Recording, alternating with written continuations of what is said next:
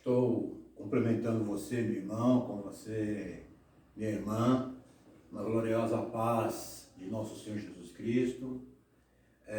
Sem dúvida algum, um momento muito bom, muito gostoso de poder, mais uma vez, estar podendo compartilhar com você uma porção da Palavra de Deus para o seu crescimento espiritual, para a sua alimentação espiritual, tendo em vista ainda vivenciarmos esse momento de quarentena, né? De isolamento social por causa do coronavírus. Mas é bom, através desse vídeo, poder estar em contato com você, mesmo que à distância, para estarmos falando alguma coisa da palavra de Deus. E neste dia, eu quero tematizar essa ministração com o tema Seja um vencedor, seja uma vencedora, porque de repente, como diz o louvor, né, tudo nos mostra que Cristo já volta, ou seja, tudo ao nosso redor parece que está de perna pro ar, está confuso, está turbulento, está assim nos mostrando de repente um momento muito difícil, um momento em que nós vislumbramos umas lutas, umas dificuldades, tendo em vista ainda vivenciarmos as consequências desse coronavírus. Mas a nossa finalidade nessa ministração é trazer para você uma palavra de encorajamento, uma palavra de ânimo, para que, mesmo que aí isolado na sua casa, você possa ter uma íntima e profunda comunhão com Deus. Por quê? Porque, meu irmão, você é um escolhido, é uma escolhida de Deus, né? E tudo que Ele puder fazer na sua vida, através da pessoa maravilhosa de nosso Senhor Jesus Cristo, Ele vai fazer como de fato já está fazendo. Então, eu vou ler aqui 3 textos na palavra de Deus. Primeiramente, que é o nosso texto áureo, né, nosso texto básico, aqui no Evangelho segundo nos escreveu Lucas, capítulo 22, apenas 2 versículos, que diz: Disse também o Senhor: Simão, Simão, eis que Satanás vos pediu para vos cirandar como trigo, mas eu roguei por ti, para que a tua fé não desfaleça. E tu, quando te converteres, confirma teus irmãos. Então, a palavra direta de Jesus com o apóstolo Pedro. E depois, na carta do apóstolo Paulo aos Romanos, capítulo 8, versículo 26, que diz: E da mesma maneira também o Espírito ajuda as nossas fraquezas, porque não sabemos o que havemos de pedir como convém, mas o mesmo Espírito intercede por nós com gemidos inexprimíveis. Então, nós observamos que todos os 2 textos que nós lemos estão voltados para um atendimento personalizado da parte de nosso Senhor Jesus Cristo. Então, vamos ouvir um louvor antes e depois estaremos transmitindo essa palavra de meditação para o seu coração. Amém?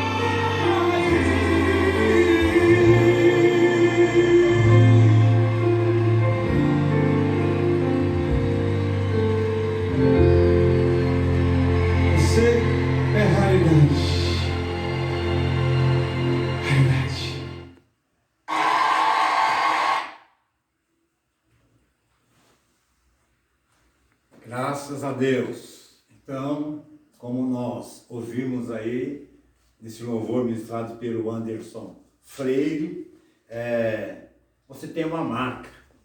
E é verdade mesmo. A partir do instante do momento em que nós recebemos o Senhor Jesus Cristo como nosso único e suficiente Salvador, nós somos marcados, agora somos selados como propriedade de Deus. E isto no mundo espiritual tem um impacto profundo, tem um impacto muito importante, muito de respeito a intenções do maligno para contra a sua vida. Ou seja, no mundo espiritual, quando todo o poderio satânico, Satanás, bem como os demônios, tenta insurgir, tenta se levantar contra a sua vida, mas ao observar em você, meu precioso, minha preciosa, o sangue de nosso Senhor Jesus Cristo marcado na sua alma, na sua vida, ele para, ele dá um stop. Ele entende que com você ele não pode fazer nada, ele não pode mexer com você, porque realmente já existe um domínio sobre a sua vida, que é a pessoa maravilhosa de nosso Senhor Jesus Cristo. E o que nós queremos então meditar nesse momento é que às vezes nós não reconhecemos, ou às vezes deixamos de perceber esta vital importância em nossas vidas, de que somos agora propriedades de Deus em Cristo Jesus. Lá no Velho Testamento, quando então estava para ser derramada sobre a nação egípcia a última praga, que seria a morte dos primogênitos, houve um pré-preparativo, ou seja, Deus passou instruções para os israelitas, para matar um cordeiro, pegar o seu sangue, e esse sangue eles aspergissem nos umbrais da porta, ou seja, nos batentes da porta, e que quando então passasse ali o anjo da morte naquela casa, ele não teria autoridade de entrar para ali ceifar a vida do primogênito, porque aquela casa estava protegida, estava guardada com o sangue daquele cordeiro que foi sacrificado em comemoração daquela Páscoa, daquela saída do Egito. Então, esse mesmo simbolismo nós podemos aplicar hoje para nossos dias no mundo espiritual. Então, a partir do instante em que nós permitimos que o sangue de nosso Senhor Jesus Cristo seja agora aspergido nas nossas vidas, nos lavando, nos limpando, nos purificando de todo o pecado, então, a partir deste momento, nós passamos a ser propriedade de Deus, e nessa condição nenhum intruso, nenhum mercenário pode entrar na nossa vida sem a autorização, sem a permissão de Deus.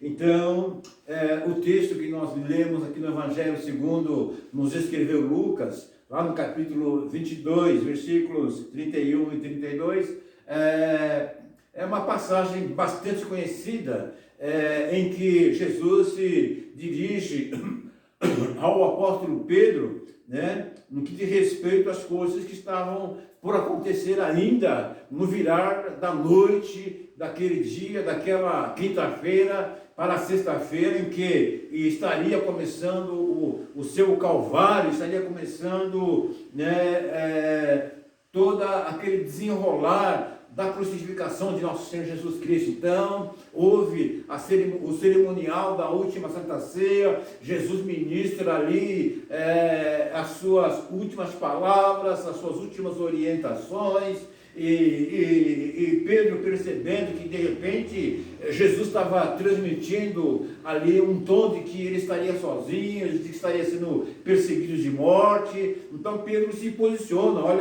olha, mestre, eu vou estar contigo, e se possível for, até dar a minha vida, né, para te defender. Amém? E a palavra, meu irmão, minha irmã, lá no livro, na carta do apóstolo Paulo aos Efésios, lá no capítulo 6, diz que a nossa luta não é contra a carne e nem tampouco contra o sangue. Às vezes nós estamos, ou você está aí na sua casa, no seu lar, confinado por causa dessa quarentena, impossibilitado de estar em comunhão com os demais irmãos na igreja, está meio triste, meio combalido, meia combalida, enfim, os problemas se avolumando, a opressão na alma, no espírito cada vez mais crescendo, porque você vislumbra problemas, mais dificuldades que estão se aproximando, e na contrapartida você não vê ainda solução, não vê ainda resposta. Saiba que realmente existe alguém que tem domínio sobre a sua vida, existe alguém que tem o controle sobre a sua vida, existe alguém na qual você está na palma das suas mãos, aleluia, sob plena e total proteção. Então, Pedro se levanta, que estaria com ele, ao lado do nosso Senhor Jesus Cristo, para o que der e viesse.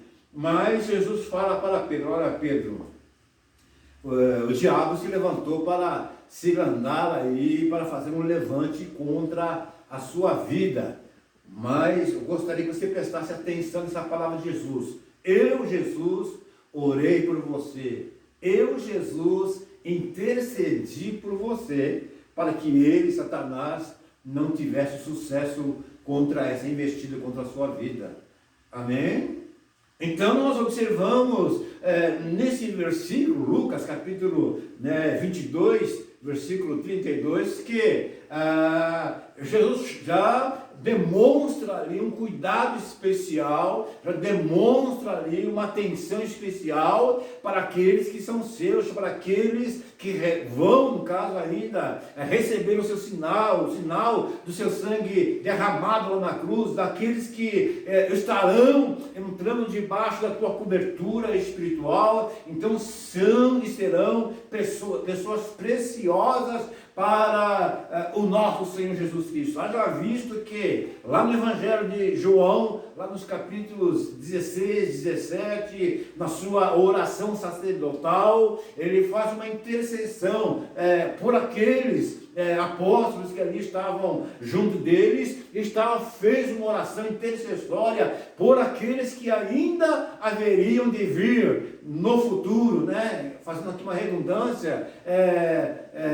como ovelha sua, como resgatados seus, para que fôssemos abençoados, fôssemos guardados, fôssemos protegidos, porque uma vez nele, uma vez em Cristo Jesus, nós não pertencemos mais a este mundo, mas já estamos aguardando a hora de sermos levados efetivamente para a sua glória maravilhosa, Jerusalém celestial. Mas enquanto estamos neste mundo, essa é a oração de Jesus, que nós estivéssemos sendo guardados, estivéssemos sendo abençoados, protegidos de todo esse levante, de toda essa astúcia maligna que é mobilizada no mundo espiritual para te destruir, para te enfraquecer, para te neutralizar, para te barrar, para te impedir que você continue na presença de Deus. Amém? Pedro teve esse problema, nós vamos ver depois, não vou ler aqui, né? Jesus, na madrugada já de sexta-feira, ele é preso, ele é levado ao sinédrio, é condenado pelo sinédrio, é levado perante Pilatos lava a sua mão e efetivamente ele pega a sua cruz e começa a caminhar em direção ao Gólgota, né, o monte ali, onde ele seria efetivamente crucificado, seria morto. Então, essas coisas elas vão começar a se desenrolar a partir dessa última Santa Ceia. E Jesus, então, percebendo ali o posicionamento de Pedro, né, se posicionando como um crentarrão, né, um super cristão, Jesus adverte que se não fosse a intercessão dele, realmente Satanás teria derrotado a ele, como ele conseguiu derrotar a Judas.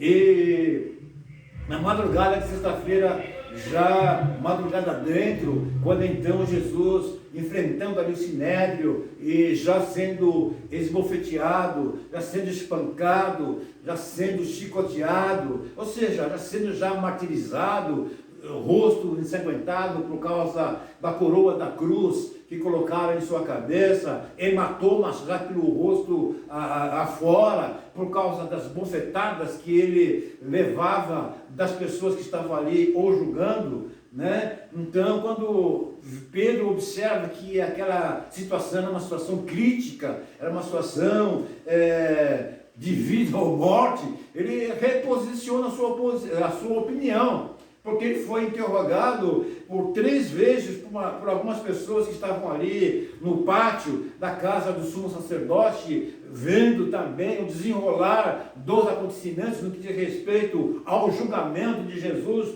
Pedro estava ali no meio e foi por 3 pessoas julgadas e nessas 3 interrogadas. E nesses 3 interrogatórios que foram feitos a ele, Pedro, informando que ele era um deles, ou seja, ele era um daqueles que andaram com Jesus, que estiveram com Jesus, enfim, era um dos apóstolos. Pedro por 3 vezes negou, e ao negar Jesus pela 3ª vez, né, o galo canta, e Pedro realmente traz à sua memória as palavras que Jesus havia lhe dito na noite de quinta-feira passada, de que antes que o galo cantasse 3 vezes ele o negaria. Amém? E aí Pedro sai daquele lugar e vai chorar, né, de uma forma amargurosa, porque realmente o que Jesus havia predito a respeito dele, de fato acontecera, né? E ele, Pedro, entendeu que realmente precisava abrir o seu coração para efetivamente Jesus Cristo fazer morada. Então ele saiu dali e foi chorar o seu arrependimento, foi chorar realmente o quanto ele era, ou foi naquele momento em que foi interrogado por 3 vezes, ingrato, né? Ingrato ao nosso Senhor Jesus Cristo, dizendo que não o conhecia. Pedro este que ao longo de 3 anos viu realmente os paralíticos andarem, né? Viu os cegos enxergarem, né? Os surdos ouvirem, os endemoniados serem libertos, tudo pela autoridade e poder que era manifestada na pessoa de nosso Senhor Jesus Cristo. Pedro testemunhou tudo isso, testemunhou também aquela palavra de autoridade, quando então Jesus era inquirido pelos escribas, pelos saduceus, pelos fariseus. Jesus tinha uma palavra, né, de autoridade, de posicionamento como realmente Senhor dos senhores, Rei dos reis sobre a face da terra, mas isso não foi suficiente para fazer com que Pedro se convertesse. Mas diante desse episódio no qual ele por 3 vezes negou a Jesus, e Jesus agora com o seu rosto, com o seu semblante todo desfigurado já pelos maus tratos, né, que ele havia recebido, pela tortura que ele havia recebido, Pedro entende que realmente ele precisava nascer de novo na presença de nosso Senhor Jesus Cristo. Então Jesus, né, na quinta-feira, orou a favor de Pedro, intercedeu a favor de Pedro, para que Pedro fosse realmente um vencedor. Amém? Então o louvor que nós ouvimos diz que nós temos a marca do nosso Senhor Jesus Cristo, que nós somos preciosos, que você é preciosa, minha irmã, que você é precioso, meu irmão, pelo nosso Senhor Jesus Cristo, porque por você, por mim, por nós, Ele derramou o seu sangue na cruz, para que fosse qual fosse as circunstâncias que viéssemos viver nesse mundo, aleluia, pudéssemos viver já na condição de mais do que vencedor. E Pedro, em Cristo Jesus, após o seu arrependimento, foi um grande vencedor em Cristo Jesus. Amém? E Pedro não foi diferente, não é diferente de mim, não foi diferente de Abraão, né, que sendo um homem escolhido a dedo por Deus, né, ao descer ali do Egito, mentiu para as pessoas que ali estavam, dizendo que Sara não era sua esposa, mas era sua irmã. Uma mentira, amém? Mas um homem que Deus tinha já programado um grande projeto, né?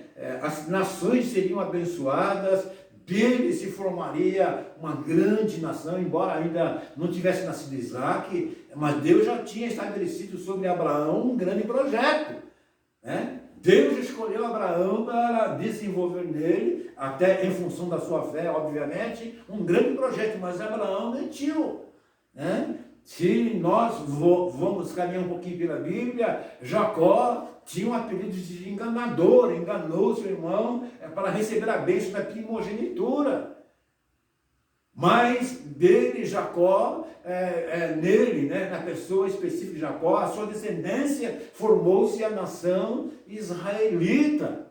Nós podemos ver, Davi era um homem cujo coração estava exclusivamente para fazer a vontade de Deus e ser na presença de Deus um verdadeiro adorador, mas cometeu as barbaridades que você conhece. Mas na presença de Natã, na fala do profeta Natã, ele se arrependeu e voltou a ter a alegria da salvação. E aqui Pedro, né, não ouve nenhuma palavra de Jesus quando então ele saiu lá da sala de tortura, né, uma sala que ali torturavam as pessoas, na casa do sumo sacerdote, todo ensanguentado, todo já realmente desfigurado.